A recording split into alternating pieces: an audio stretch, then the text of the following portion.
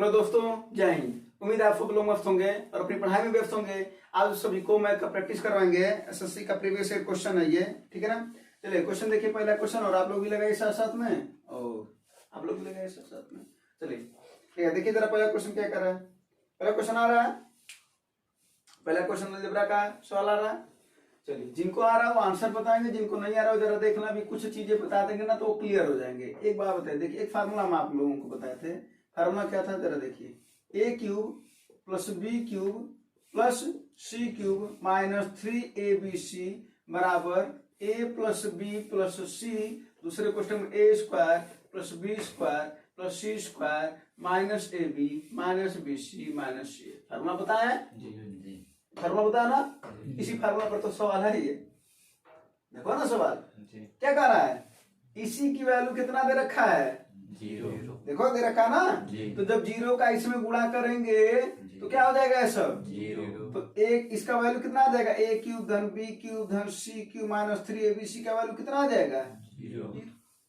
ये तो आंसर है ना जी। बोलो जी। कभी कभी इसको ये भी पूछ सकता है, तो बताओ a cube plus b cube plus c cube का वैल्यू बताओ। यानी यही सवाल दे करके कहता है कि a plus b plus c बराबर 0, और क्या पूछता है कि ए क्यूब धन बी क्यूब धन सी क्यूब का वैल्यू बताओ। तो ये माइनस उधर चला जाएगा तो क्या हो जाएगा 3abc, तभी आंसर हो जाएगा। ठीक है, तो दोनों बात याद रखना कि पहले तो एक फार्मूला होता है, और उसके बाद से अगर ए प्लस बी प्लस सी का वैल्यू अगर 0 हो तो क्या होता है ए क्यू धन बी क्यू धन सी क्यू बराबर 3abc, और यहाँ पर इसका पूरा वैल्यू कितना हो जाएगा 0। इसका आंसर क्या हो जाएगा 0। तो फार्मूला नोट भी कर लेना, ठीक है, फार्मूला नोट भी करते चलना, कोई दिक्कत नहीं समझ में। हाँ, अब देख लो कुछ ऐसे सवाल होते हैं अलजेब्रा के या ट्रिग्नोमेट्री के, अगर कुछ मान पता है या फार्मूले पता है तो सवाल क्या होते हैं भैया, लग जाते हैं। नहीं पता है तो नहीं लग पाते हैं, सीधी सी बात है ना। हाँ चलो अगला सवाल देखा जाए। अगला सवाल देखो, एक पहिए की त्रिज्या 14 सेंटीमीटर है, 10 चक्कर में पहिया कितनी दूरी तय करेगा।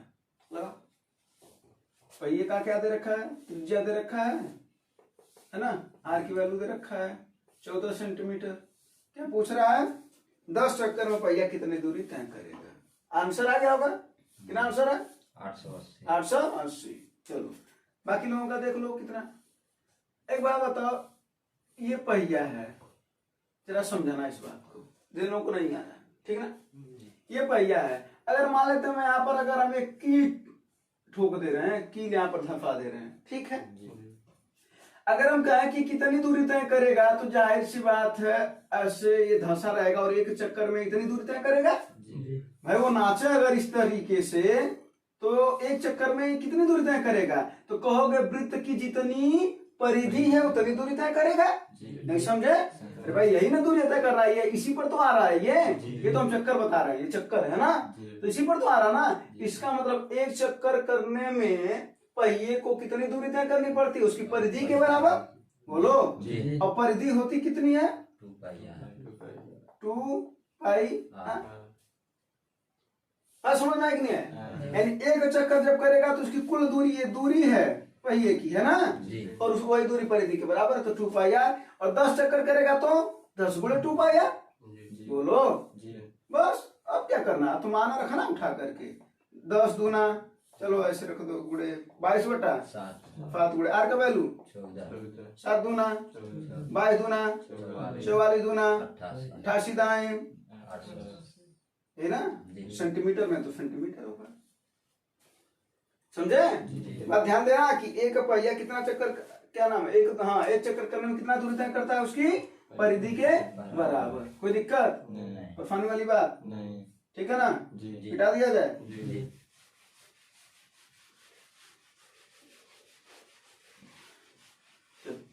अगला फल देखो,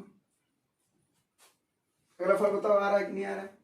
सेक theta plus tan theta equal to 5, तो sec theta minus tan theta का वैल्यू बताओ। बता चुके हैं ऐसा सवाल, नहीं आ रहा है, अभी आ जाएगा, बताएं। चलो देखो इधर एक फार्मूला बताए थे, sec square theta minus tan square theta बराबर 1। बोलो बताते कि नहीं बताते। हाँ, एक और बताए थे, sine square theta plus cos square theta बराबर 1। ठीक है, अभी इसको छोड़ देते हैं, ठीक है ना। हाँ इधर आओ, और एक और फार्मूला बताए थे, cosec square theta minus cot square theta बराबर 1। बोलो बताए थे कि नहीं बताए थे? बताए थे।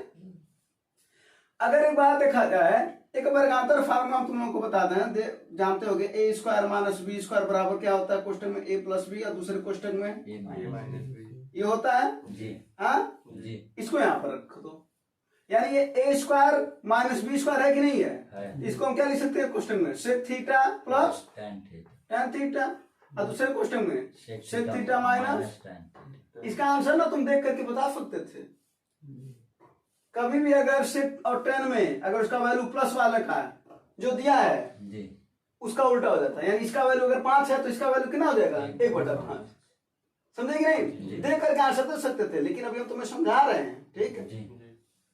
अब बताओ यहाँ से sec theta plus tan theta बराबर क्या हो जाएगा भैया, ये गुणा करा तो उधर क्या करेगा, इधर तो एक है ना जी, तो क्या करे भाग देगा, तो sec theta minus tan theta. बोलो जी, होगा कि नहीं होगा? या अगर हम यहीं पर एक और फार्मूला लिख दें, इसको थोड़ा नीचे कर दें जी, इसको थोड़ा नीचे कर देते हैं, या हम इसे ऐसे भी लिख सकते हैं कि sec theta minus tan theta बराबर 1/, ये इधर आ जाएगा sec theta plus tan theta. बोलो जी, अरे भाई एक बार ये नीचे जाएगा, एक बार ये नीचे जाएगा, ये ना हुआ, अब बस खत्म। क्या दे रखा है, sec theta plus tan theta की वैल्यू कितना दे रखा है, 5। तो क्या हो जाएगा 1/5, इसकी वैल्यू कितना है 1/5, ये ना। और यही जो फार्मूला भी अभी मिटाए हैं, cosec square theta minus cot square theta बराबर, इसका भी तो इसी तरीके से हो सकता है जी। हाँ क्या हो जाएगा, cosec theta plus cot theta, cosec theta minus cot theta बराबर, ये भी एक बार उल्टा जाएगा, दोनों उल्टा जाएंगे कि नहीं जाएंगे? बोलो कोई दिक्कत नहीं, ठीक है। तो अब इसके बाद फिर जब इसका वैल्यू देगा तो पता कर लेना, यानी अगर देता है cosec theta plus cot theta की वैल्यू अगर देता है 7, तो इसकी वैल्यू कितनी हो जाएगी 1/7। अगर इसकी वैल्यू देता है 2/3, इसकी वैल्यू कितनी हो जाएगी 3/2। अगर इसकी वैल्यू दे दे 5/7, तो इसकी वैल्यू कितनी हो जाएगी 5/5। क्लियर? बोलो जी, चलो अच्छी बात है, तो इसको नोट भी कर लेना, समझ भी लेना, है ना जी। अगला सवाल उसको भी लगाओ।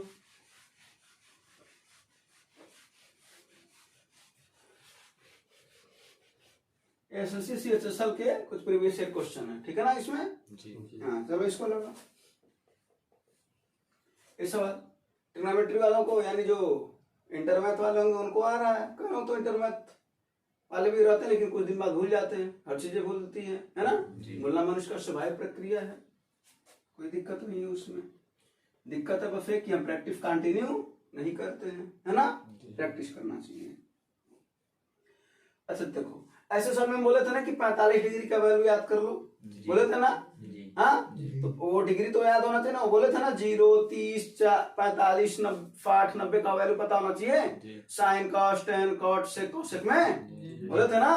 चलो नहीं पता है, लेकिन चलो जिसका जिसका वैल्यू है उसका पता कर लेते हैं। सेक 45 का वैल्यू कितना होता है √2, ठीक है। कॉसेक 45 का वैल्यू कितना होता है, इसका भी √2, ठीक है। हम एक का वैल्यू कितना रख करके चल रहे हैं 45, कितना रख के चल रहे हैं 45। कोई दिक्कत नहीं, परेशानी नहीं, क्या नहीं। फिर उसके बाद से क्या करा, साइन है ना यहाँ पर, साइन 45 का वैल्यू कितना होता है 1/√2। और कौन है यहाँ पर, कास 45 का वैल्यू कितना होता है। अब यही बोलना है कि अगर ये याद रहता तो हम भी यहाँ पर ना लिखते जी। और तुम डायरेक्ट वैल्यू देते तो तुम्हें पता चल जाता, यही ना। देखो क्या करा, 1 + सेक स्क्वायर 45, 1 + सेक स्क्वायर 45, इसका स्क्वायर करोगे कितना आ जाएगा 2 ना। √2 का स्क्वायर 2 है ना होता है, √2 कट जाने का ना। अगला क्या है 1 + cos स्क्वायर बटे है ना 1 + cos स्क्वायर है, यानी cos का 45 का वर्ग कर लेंगे तो 1 का वर्ग 1, अवकलन में 2 का वर्ग 2, यानी 1/2 गुणे, ठीक ना। फिर अगला क्या है 1 + sin स्क्वायर है, 1 प्लस साइन स्क्वायर है, यानी साइन 45 का वैल्यू, ए का वैल्यू तो 45 रखे है ना, इसका स्क्वायर करेंगे तो ए भी कितना आ जाएगा 1/2। और फिर नीचे क्या है 1 प्लस कॉसेक स्क्वायर है, इसका वैल्यू कितना है 2, तो देखा ना √2 है तो स्क्वायर करेंगे तो 2 हो जाएगा बस। अब देखो 2 1 3 से 3 2 1 का नाम 2 1 3/2 ना, ऊपर भी 3/2 आएगा, नीचे भी तो 3/2 आएगा, इसका वैल्यू कितना आया। अब जितने दिए रखे हैं सब में ए का वैल्यू रखो 45, तो पता चल जाएगा कि कौन सा इसका वैल्यू होगा, कौन सा मान होगा। अब ऐसे देखो काश 45 रखोगे तो कितना आएगा उसका 1/2, एक आना चाहिए ना, गलत है पहला। दूसरा कॉसेक की स्क्वायर है, कितना होना चाहिए उसका 2 आएगा, इसका 1 आना चाहिए। सेक स्क्वायर 45, 2 आ रहा है, 1 आना चाहिए। टेन स्क्वायर 45, टेन 45 का वैल्यू कितना होता है 1 होता है, टेन 45 का वैल्यू 1, तो इसी का स्क्वायर जब करोगे तो 1 का स्क्वायर 1, यानी इसका आंसर कितना होगा टेन स्क्वायर ए का वैल्यू 45 रखे है ना, नहीं समझे। यानी एक बात समझना ना कि ट्रिग्नोमेट्री में अगर हमको वैल्यू पता है तो कई सवाल हम लगा सकते हैं, सभी नहीं लेकिन कुछ सवाल लगा सकते हैं, ठीक है। मिटा दें इसको।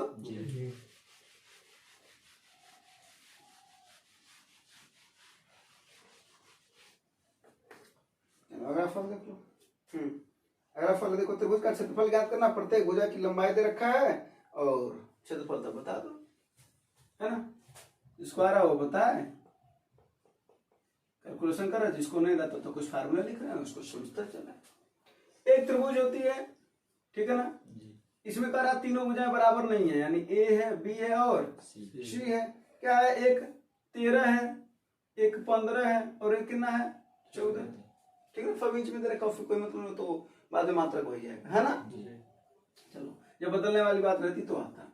अब त्रिभुज का क्षेत्रफल हमको ज्ञात करना, जब तीनों भुजाएं बराबर ना, ठीक है ना, तो उसके लिए एक फार्मूला चलता है त्रिभुज का, देखो जरा सा, यस माइनस ए, एस माइनस बी और एस माइनस सी।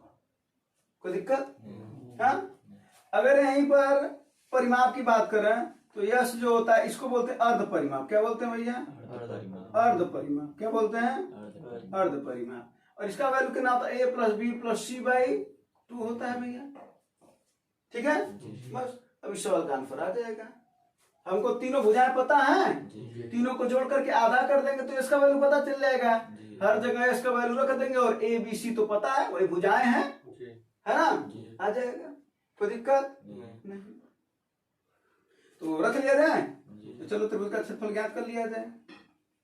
क्या हो जाएगा भैया करनी में? जरा देखो पहले इसका वैल्यू निकालो तो क्या हो जाएगा, यहाँ से इसका वैल्यू तीनों को जोड़ दो, कितना हो जाएगा 13, 15 और 14 को जोड़ो, कितना आएगा 42 अब बटा 2, कितना आ जाएगा भैया 21, कितना आएगा। यानी इसकी वैल्यू कितनी आई और इसमें रख देते हैं 21 हो गया, गुणे 21 में से ए घटाओ, मान लेते हैं ये ए है और ये बी है और ये सी है, तो 21 में से ए घटाओ 13 घटाओ, कितना आएगा 9 सॉरी 8 ना। फिर 21 में से बी को घटाओ यानी 15 घटाओ, कितना आ जाएगा 6। फिर 21 में से 14 घटाओ, कितना आ जाएगा 7। कोई दिक्कत नहीं। अब इसी को एक बार बताओ कैसे लिख सकते हो, जरा देख लो। इसको लिख सकते हो 3 गुणे 7 लिख सकते हो, कितने लिख सकते हो? हाँ, इसको लिख सकते हो 2 गुणे 3 बार। इसको क्या लिख सकते हो 2 गुणे 3 अब गुणे 7। अब तो यहाँ से जो बाहर निकलने लायक उसको निकाल दो। देखो 3 जोड़ा ना, बाहर निकल जाएगा। ये देखो 2 कितनी बार है, तो एक बार इससे बाहर निकलेगा और एक बार उससे बाहर निकलेगा ना। 7 यहाँ पर 2 बार है, कितनी बार बाहर निकल जाएगा। वह रूट से 2 लोग होते तो बाहर निकलते हैं। इसी का गुणा कर लो, 3 दूना 6, 6 दूना 12, 12 फत्ते 84। क्या इंच ना तो वर्ग इंच हो जाएगा, है ना। सेंटीमीटर रहता तो वर्ग सेंटीमीटर। कोई दिक्कत वाली बात? हाँ, अर्ध परिमाप पूछता था तो यही आंसर हो गया होता। क्योंकि कहीं का पूछेगा केवल अर्ध परिमाप, इतना आसान थोड़े रहते थे, है ना। यहाँ तक कोई दिक्कत? अच्छा एक बात बताओ, अब यहाँ पर देखो त्रिभुज का क्षेत्रफल कितना आ गया है, इसको रखे रहो, कितना आ गया है 84 आ गया ना। अच्छा एक बात बताओ, अगर इसी त्रिभुज के चारों तरफ अगर वृत्त बना दिया जाए, यानी तीनों भुजाओं को टच करती हुई परिवृत्त जाए और अंतर्वृत्त जाए, तब क्या होगा? उसकी त्रिज्या अगर पूछ दे, मतलब समझे और समझा देते हैं। एक त्रिभुज है, ठीक है, हो सकता है अगली बार ये सवाल पूछ दे। और इसकी शीर्षों को स्पर्श करती हुई एक वृत्तजा है। इनके शीर्षों को स्पर्श करती हुई एक वृत्तजा है। इसका मतलब इसे क्या कौन सा बोलते हैं? वृत्त परिवृत्त। क्या बोलते हैं? परिवृत्त। तो परिवृत्त की त्रिज्या कुछ होगी कि नहीं होगी भैया? होगी ना। मान लो ए है, बी है, सी है, तो ए ओ है तो ओ सी भी त्रिज्या है, ओ ए भी त्रिज्या है और ओ बी भी त्रिज्या है कि नहीं है? ये तीनों तो त्रिज्या ही है ना, ओ ए, ओ बी और ओ सी। इसकी त्रिज्या पूछी जा सकती है। हो सकता है ये भी पूछा जाए कि अगर त्रिभुज है तो बाहर वृत्त बन रहा है तो क्यों अंदर वृत्त नहीं बन सकता है? का बन सकता है ना जी। तो इसकी भी त्रिज्या पूछी जा सकती है। मान लेते हैं ओ है यहाँ पर ओरिजिन, ठीक है जी। ये त्रिज्या पूछी जा सकती है। पूछी जा सकती नहीं पूछी जा सकती है? ये भी इसकी एक त्रिज्या है और ये भी एक त्रिज्या है कि नहीं है? हाँ।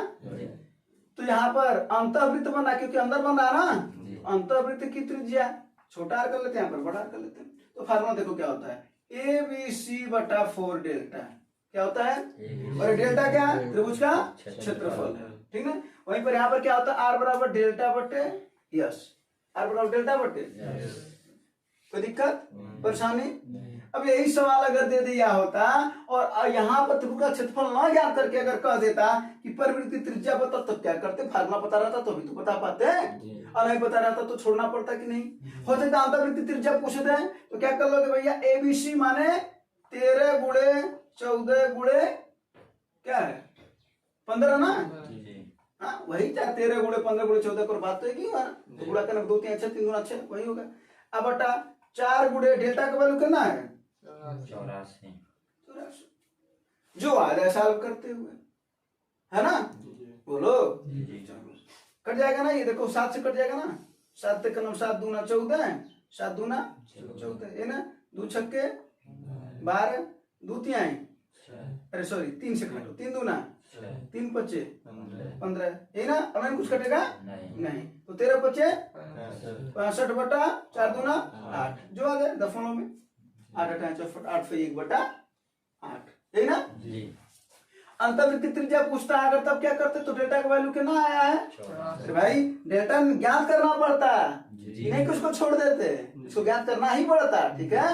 हाँ तभी जाकर के अंतर्वृत्त या आवृत्त की त्रिज्या बता सकते हो, नहीं तो हाँ तो बाजी से काम नहीं चलता ना भैया। यस का वैल्यू कितना आया था? 21। कितनी बार में कट जाएगा ये? 4 बार। यानी इसका कितना आता? 4 इंच। इंच दे रखा तो इंच मान लेता है ना। समझ में आया कि नहीं है बातें? हाँ। और अगर इसके बाद से नहीं, चलो ठीक है यहाँ तक ठीक है ना। अब इसके बाद फिर संभावना जब फिर आएगा तो बता देंगे, ठीक है। यहाँ पर कोई दिक्कत?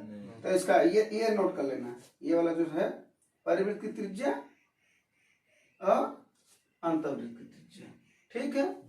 कोई दिक्कत परेशानी समस्या? हाँ तो इसके बेटा था जी। इसका स्क्रीनशॉट भी ले सकते हैं आप लोग। अगला सवाल पता है? हाँ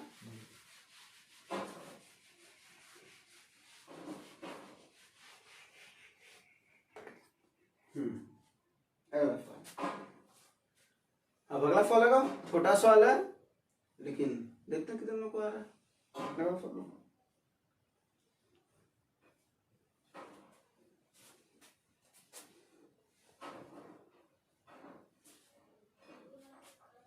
बताओ आ रहा है जी।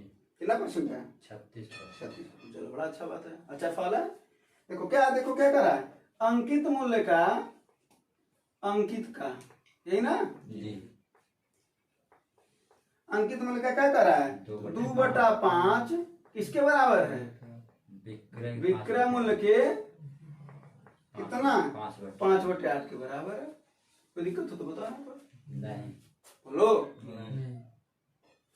तो भाई इस अंक को इधर कर देते हैं तो क्या हो जाएगा? अंकित मूल्य गुणे ये इधर भाग कर रहा था, इधर क्या करेगा? तो 16 हो जाएगा, और ये इधर गुणा कर रहा था, इधर क्या करेगा? 25 बराबर। इसमें कोई दिक्कत है क्या? नहीं भाई तो 75 पर किए ये ना। यानी अंकित मूल्य का ले दे करके चाहे ये बात कहता कि अंकित मूल्य का 2/5 विक्रम मूल्य के 5/8 के बराबर है, और नहीं तो इसी बात को ऐसे भी कह सकता है कि अंकित मूल्य का 16/25 विक्रम मूल्य के बराबर है। दोनों बात ठीक है। और तुम्हें पता है भैया कि अंकित मूल्य विक्रम मूल्य से हमेशा ज्यादा होता है, क्योंकि अंकित मूल्य पर छूट मिलता है। तो जब छूट मिलेगा तब ना विक्रम मूल्य आया, इसका मतलब अंकित मूल्य ज्यादा होता है। तो अंकित मूल्य ज्यादा है, तो अंकित मूल्य को यहाँ पर क्या मान लो भैया, 25 मान लो। कितना? 25 नीचे वाला। तो विक्रम मूल्य कितना हो जाएगा, आप देख लेते हैं। अरे अंकित मूल्य का 16/25, तो 25 का 16/25 यानी 25 गुणे 16/25, 25 से 25 कट जाएगा तो कितना आएगा भैया, 16। ले देकर के नहीं समझ में आ रहा तो ऐसे समझो, अंकित मूल्य अगर 25 होगा तो विक्रम मूल्य कहाँ होगा, ऊपर वाला 16, है ना। अब तुम्हें एक बात बताओ, 25 से 16 पर आए हो ना, तो छूटवा कितना मिला हमको, 9 का। कितने में मिला छूट रहे, 25 में, गुणे 100, 25 चौके 9 चौके 36। समझ में आया कि नहीं है? हाँ, कोई दिक्कत परेशानी नहीं, ठीक है ना। तो सवाल अच्छा सवाल था, छोटा ही था लेकिन ठीक सवाल है, ठीक है जी। अगला बताते हैं।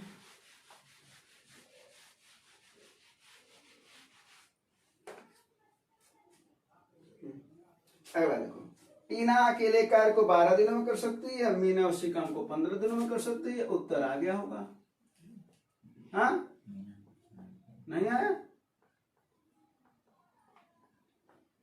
टीना 12 दिनों में कर रही है, मीना 15 दिनों में कर रही है।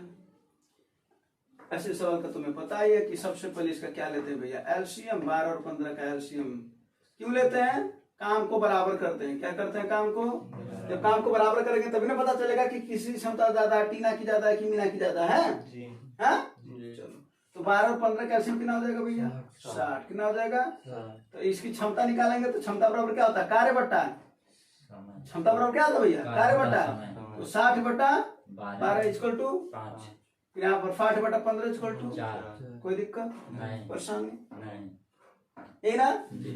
किसी को भी जो फल दिया जाता है वो उसकी क्षमता के हिसाब से दिया जाता है। किसके हिसाब से, क्षमता के हिसाब से। भाई जितना हमारी क्षमता रहेगी उतना ना हमको पैसा दोगे। क्षमता नहीं रहेगी तो पैसा कहाँ का दोगे, अगर हम तुम्हारा काम ही ना करें तो। हाँ बोलो, कोई 10 ईंट उठा करके फेंक रहा है, कोई 20 ईंट उठा करके फेंक रहा है, यहाँ से वहां कर रहा है, फेंक रहा है का मतलब यहाँ से वहां कर रहा है, तुम्हारा काम कर रहा है, किसको ज्यादा पैसा दोगे, 10 ईंट वाले को। हाँ कह दो बिल्कुल परिचय वाला रहेगा तो उसी को ज्यादा पैसा देंगे, ऐसा नहीं चलता है। क्षमता के हिसाब से पैसा देता है ना। तो 20 सीट वाला ज्यादा मेहनत करा तो जो ज्यादा मेहनत करा उसे पैसा ज्यादा देना पड़ेगा। उसी इसका मतलब हुआ कि क्षमता के हिसाब से हम रुपया बांटते हैं। कुल अपने पास रुपया कितना है भैया, 18,000 है। कितना है, 18,000 है। और कुल है कितनी क्षमता, 5 और 4 9। कुल क्षमता अपने पास कितनी है, दोनों का 9। 5 इसका 4 इसका 9, तो 9 बराबर 18, तो 1 बराबर 2,000। भाई एक का वैल्यू याद कर लेंगे भाई, 9 से काटोगे तो 9 दूना 18,000, यानी का वैल्यू कितना आया 2,000। अब पूछ रहा है मीना को कितना रुपया मिला, तो मीने की क्षमता कितनी है 4 दूना 8,000। पूछ रहा है कि टीना को कितना मिला 10,000। 10 8 18 तो है, नहीं समझे। कितना मिला इसको मीना को 8,000, लिखना पड़ेगा।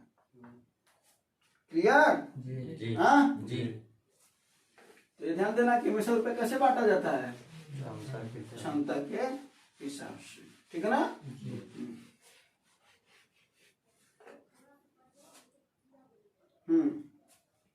अगला फल देखो, अगला फल क्या कर रहा है।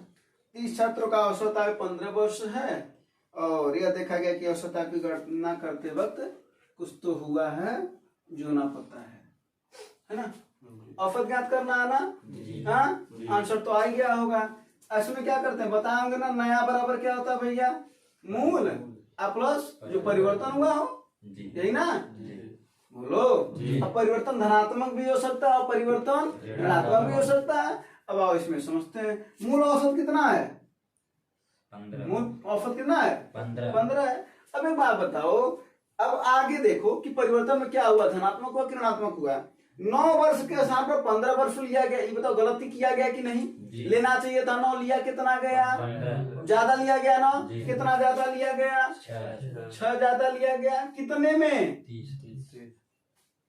6 ज्यादा नहीं लेना चाहिए था ना, लेकिन ज्यादा लिया गया ना, तो गलती हुआ ना, तो गलती को सुधारेंगे ना, इसका मतलब है हमसे गलती हुआ है ना, यानी माइनस ना होगा बस। तो 6 बच्चे 30 और एक ना आ जाएगा 1/5, और 1/5 को क्या लिखते हो 0.2, अरे 5 दूना 10 है ना, तो 15 में से 0.2 जा कितना हो जाएगा 14.8, यानी नया औसत कितना हो जाएगा 14.8। ठीक है, यहाँ पर परिवर्तन ऋणात्मक हो क्योंकि ज्यादा ले लिया हम, है ना, बोलो हाँ तो दिक्कत अगला फल तब लगाओ, नहीं दिक्कत तो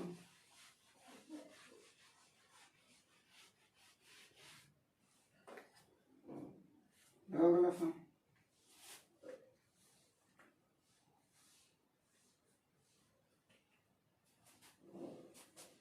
इसमें बताया था ना दूरी का फार्मूला, कभी भी अगर ऐसा सवाल दे तो दूरी का एक फार्मूला बताया था क्या, स्पीड 1 गुणे स्पीड 2 बटे स्पीड 1 और स्पीड 2 का अंतर गुणे समय, ये बोल रहे थे ना, हाँ ये सवाल इस पर भी आ जाएगा। तो दूरी कितना भैया 60।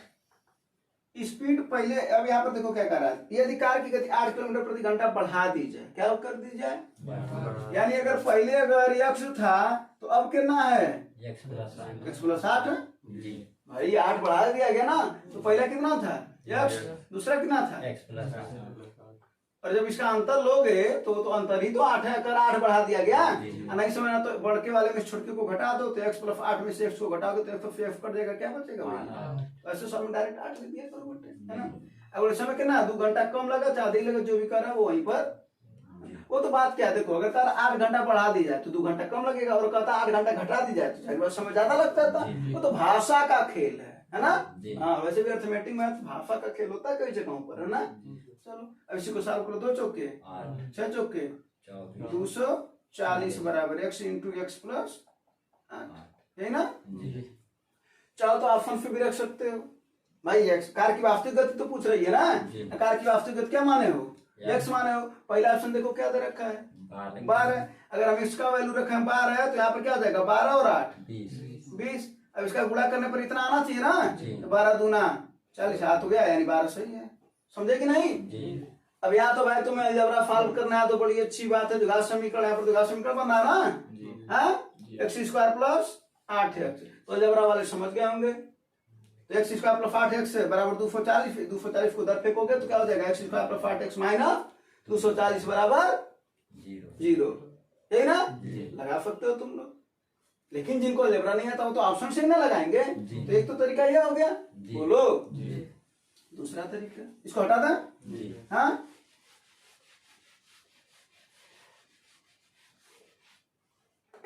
यह तो बात एक बात बताओ, अंत में देखो करा 2 घंटे कम लगते हैं, यानी किसका अंतर दे रखा है समय का, किसका अंतर दे रखा है समय का, और समय बराबर क्या होता है भैया दूरी बटा 4 होता नहीं होता है, तो तुमसे बताए थे कि जब अभी अंतर दिया रहता है तो जितना दिया रहता है उसको बराबर के उस पार फेंक दो, बीच में कौन चिन्ह लगा दो माइनस, बीच में कौन चिन्ह लगा दो माइनस। अब एक बात बताओ कौन समय ज्यादा लेता है, जिसकी चाल कम होती है कि जिसकी चाल ज्यादा होती है, जिसकी चाल कम, हाँ अब यहाँ पर हमको क्या चाहिए दूरी बटा 4, दूरी बटा 4 चाहिए, दूरी कितना दे रखा है 60, यहाँ पर कितना है 60, एक चीज तो क्लियर है, अब हमको यहाँ पर चाल चाहिए है ना चाहिए, अब बताओ कौन समय ज्यादा लेता है, जिसकी चाल कम होती है कि जिसकी चाल ज्यादा होती है, जिसकी चाल कम होती है, तो एक का चाल x है और दूसरी कितना है तो यहाँ पर कौन होगा x होगा कि x+8 होगा, x होगा, क्यों क्योंकि चाल जो कम होगा वो समय ज्यादा लेगा, और जो ज्यादा होता है वो पहले होता है ना,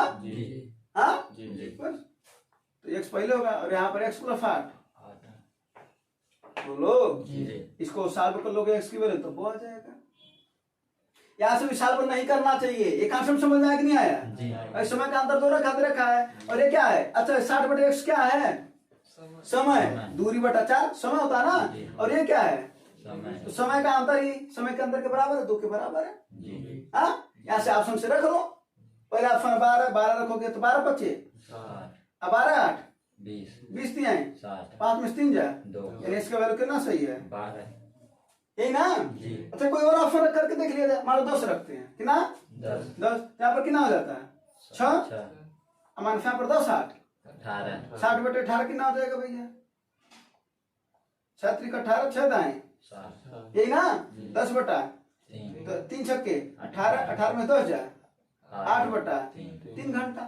जी तो यहाँ पर कितना दे रखा है? 8/3 घंटा दे रखा है। नहीं। अगर 8/3 घंटा दिया रहता तो 10 सही होता, जी लेकिन 8/3 तो नहीं दिया ना। नहीं। बात समझे कि नहीं? जी तो दूसरा तो तरीका ये है, ठीक है ना?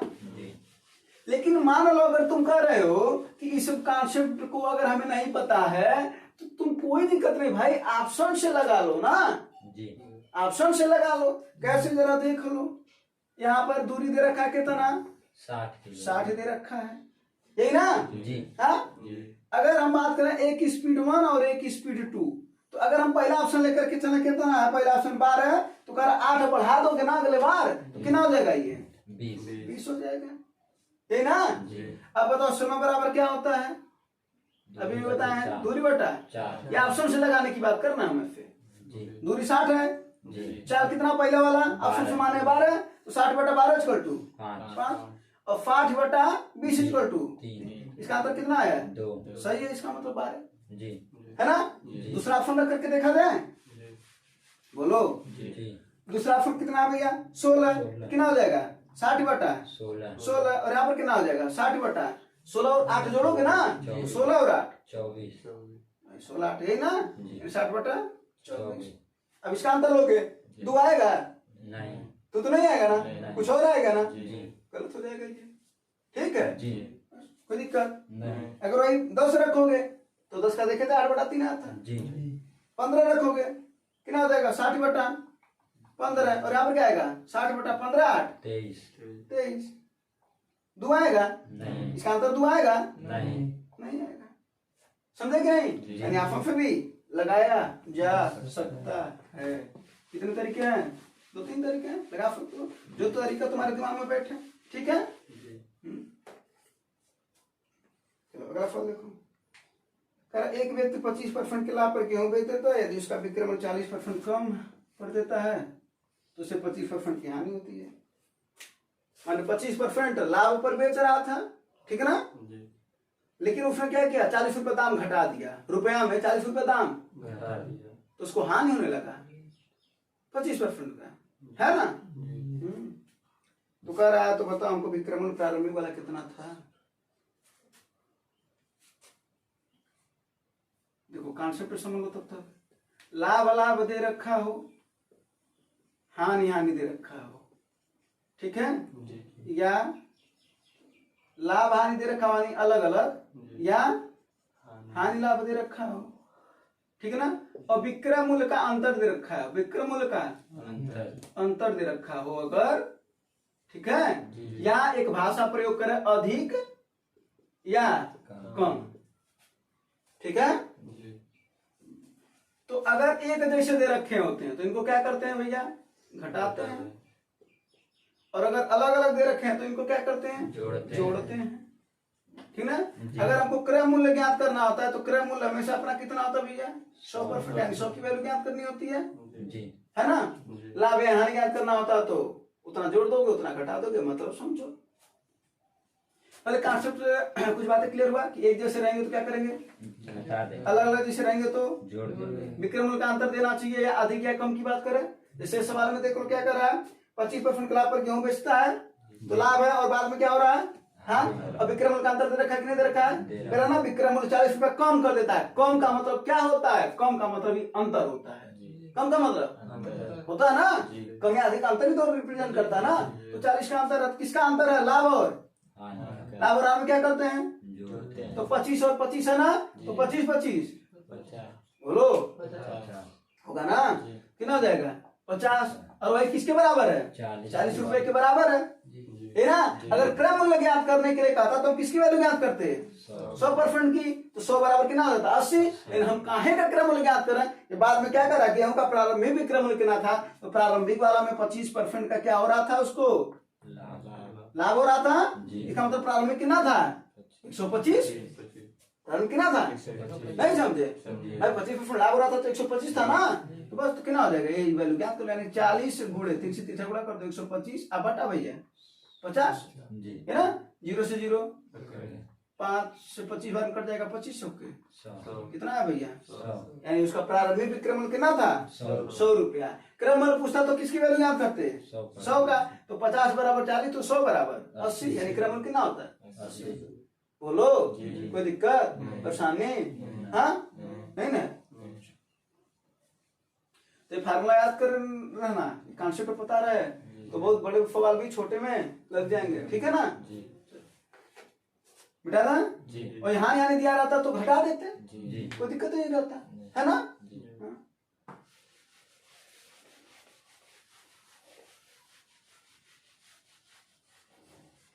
अगला सवाल ना, अभी सवाल है ना ये वाला लगा P बटा Q बराबर R बटा S बराबर T बटा U बराबर 2 बटा 5 दे रखा है ना। हाँ तो क्या कह रहा है 4P plus 3R plus 7T बटा 4Q plus 3S plus 7U का वैल्यू बताओ। बहुत ही आसान सवाल है क्या।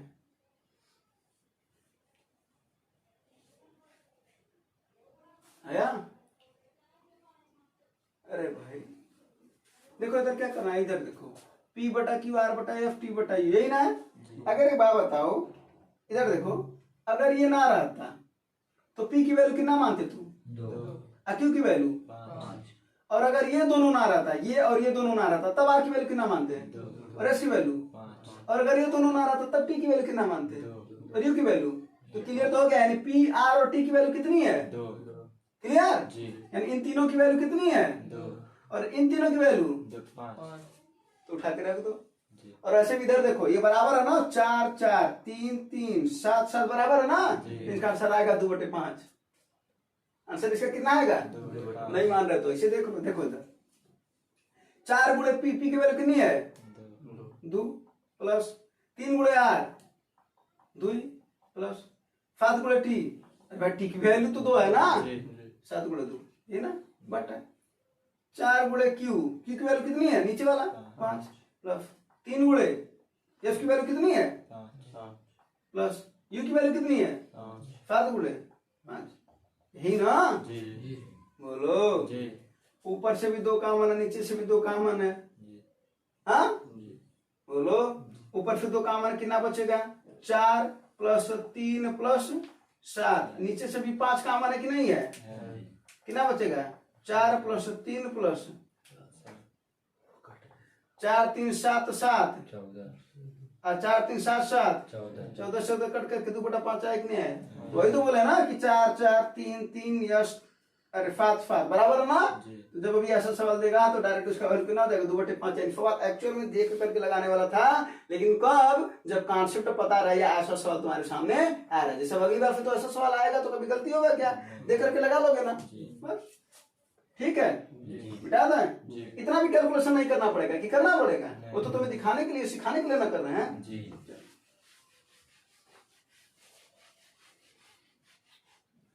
है ना। कितना समय हो गया अभी है ना समय।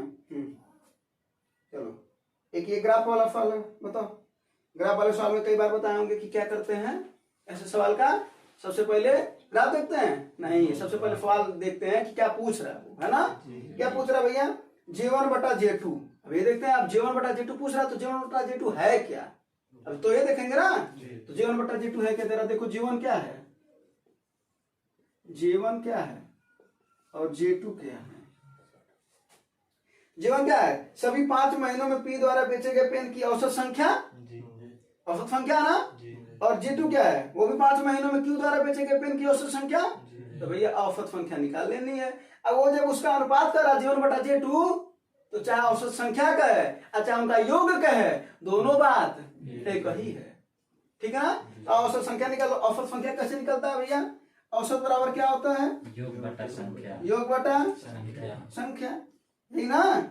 तो J1 का योग निकालो, यानी सभी का योग निकालो। और संख्या कितनी है 5 ही तो है, तो सबको जोड़ लो, यानी P को जोड़ो तो 100 और 80 को जोड़ोगे 180 40 220 30 250 तो 200 यानी कितना है 260 बटा 5। बोलो। जी। हाँ, तुम तुरंत लगते हो काटने, काहे काटते हो? वही तो बोला ना कि अगर औसत संख्या पूछे, अनुपात पूछ रहा हूं ना G1 बटा G2 का, माने अनुपात ही तो पूछ रहा है ना। जब अभी ऐसा सवाल देता है तो चाहे वो औसत संख्या का है, औसत संख्या का है, चाहे केवल योग की बात करता है तो भी बात एक ही है, ठीक है। वही ये 260 हो गया। J2 को जोड़ लिए होगा कितना होगा? 10 20 30 20 50 150 60 210 50 60, ये भी उतना आ रहा, 260 बटे 5, ये ना। अब इसको भाग दे दो, यो बराबर कितना है? 1 बटा 1 अर्थात 1। तो G1 बटा G2 का वैल्यू कितना है? और ये अनुपात में पूछा होता तो क्या हो जाता? 1:1, ये ना होता। कोई दिक्कत? हाँ,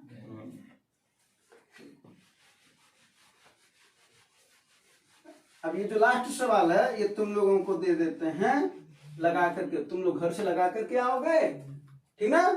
और आप लोग कमेंट में इसका आंसर बताएंगे, तो इसका आंसर बता दीजिएगा। कर 14,000 रुपए का 2 वर्ष के लिए 10% वार्षिक रूप से चक्रवृद्धि ब्याज कितना होगा, यही ना। चक्रवृद्धि ब्याज का फार्मूला क्या होता है भैया?